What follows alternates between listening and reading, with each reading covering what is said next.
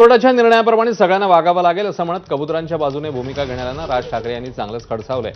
त्याचप्रमाणे कबुतरांमुळे काय रोग होता ते जैन मुनींना आता समजलं पाहिजे अशा शब्दात जैन मुनींना त्यांनी फटकारलं।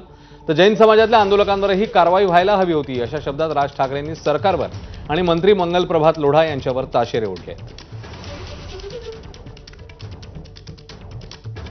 एक पहिली गोष्ट म्हणजे हायकोर्टाचा निर्णय आहे आणि मला असं वाटतं त्या हायकोर्टाच्या निर्णयाप्रमाणे सर्वांना वागावं लागेल, बरोबर आहे। आणि त्याप्रमाणे मला असं वाटतं जैन मुनींनी ह्या गोष्टींचा विचार करणं गरजेचं आहे। कबुतरांमुळे काय काय प्रकारचे रोग होऊ शकतात हे मला असं वाटतं आता बहुतेक डॉक्टरांनी सगळ्यांनी सांगितलेलं आहे की त्याच्यामुळे काय काय प्रकारच्या गोष्टी होतात ते त्यांना खायला घालू नये याच्यासाठी म्हणून जे हायकोर्टाने सांगितलं त्याच्यानंतर जर समजा खायला घालत असतील तर मला असं वाटतं की त्याच्यावरती पोलिसांनी कारवाई करणं गरजेचं आहे।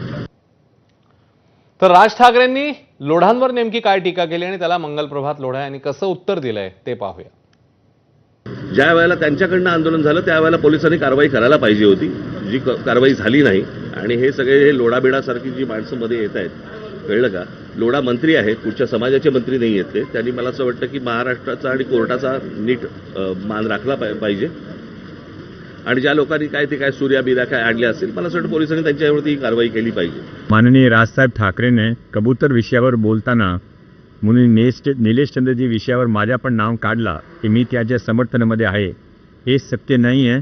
मी त्या दिवशी ज्यावेळी निलेश चंद्रजीने शस्त्र उचलण्याची भाषा केली होती त्यावेळी मी सांगितलं होता की मी त्यांचे विरोधामध्ये आहे शस्त्र उचलण्याची भाषाचे, आणि आता पण मी माझ्या तेच मत आहे।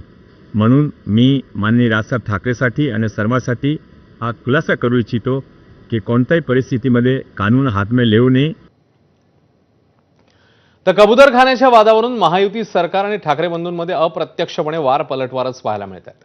पालिका निवडणुका डोळ्यासमोर ठेवून काही लोक वाद लावण्याचा प्रयत्न करतायत असा दावा मुख्यमंत्री फडणवीस यांनी काल केला होता।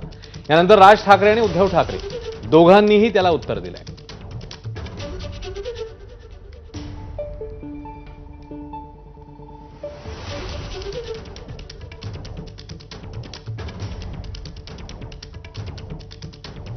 लोकांचं स्वास्थ्य आरोग्य हे अत्यंत महत्वाचं आहे। आरोग्याशी कॉम्प्रोमाइज करता येत नाही, सोबत आस्था देखील आहे।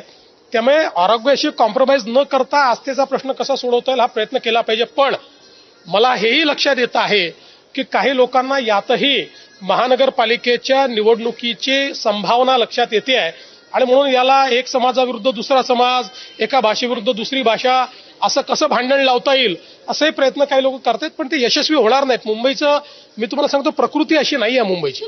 काल जे काही लोक मराठी लोक तिकडे गेले होते त्यांच्यावरती ज्या प्रकारची धरपकड आणि ज्या काय धक्काबुक्की आणि मग पत्रकारांना पण मारले बिरले, मला असं वाटतं हा काय प्रकार चालू आहे मला कळलेलं नाही अजूनपर्यंत। सरकारला नेमकं हवंय काय? या सगळ्या निवडणुकींसाठी म्हणून सगळ्या समाजांमध्ये पहिला हिंदी आणून बघितलं त्यांनी, तिकडे लागते का बघितली, मग त्याच्यानंतर आता हे सगळं त्यांनी कबुतरं आणलीत, बरं का? आता माहित नाही कुठकुठचे प्राणी परत येतात, ह्याच्या पुढे आता येतील ते। एकूण वातावरण असं आहे की नेमकं बघायचं कुठे? माणसं तर रोज काही ना काहीतरी चालूच आहे। शेतकऱ्यांच्या आत्महत्या किंवा आणखीन सगळ्या गोष्टी चालू आहेत, पण आमचं लक्ष भरकटून कुठे नेलं जातंय? कबुतरांकडे। दुसरीकडे कुठे? कुत्र्यांकडे। मुंबईतल्या वरळीतल्या बीडीडी चाळ वासियांचं घराचं